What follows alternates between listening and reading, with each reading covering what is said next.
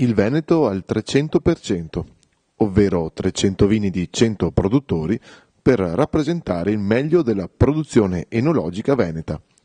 Si è svolta sabato 13 marzo in una location incantevole come il castello di San Salvatore a Susegana, borgo del XIII secolo, nel cuore delle colline del Prosecco di Conegliano Valdobbiadene di OCG. È una manifestazione che abbiamo ideato, è la prima edizione, ma dovrà essere in ogni caso avere altre edizioni di anno in anno, ma che raggruppa 100 cantine del Veneto e in fin dei conti 300 vini in totale.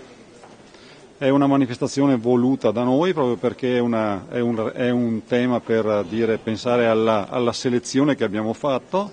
e nello stesso tempo,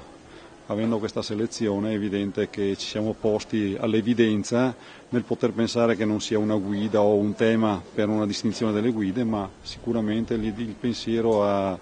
dire che il Veneto possa essere rappresentato attraverso tante aree di produzione, tutte le aree di produzione in maniera proporzionale. Ma anche un Veneto che guarda il sociale, con iniziative come Vino per Haiti. Questa è stata un'idea che ho cercato di costruire insieme alla Croce Rossa, anche su proposta della Croce Rossa, perché voleva dei prodotti che potessero essere veicolo anche di aiuto, e io ho pensato che il vino potesse essere un testimone importante, quindi oltre 20.000 bottiglie saranno a disposizione dei cittadini veneti per dare una mano a se stessi ma anche e soprattutto ad Haiti.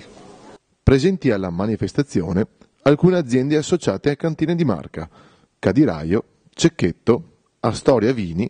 Casa Roma, Italo Cescon e Cantina Cirotto.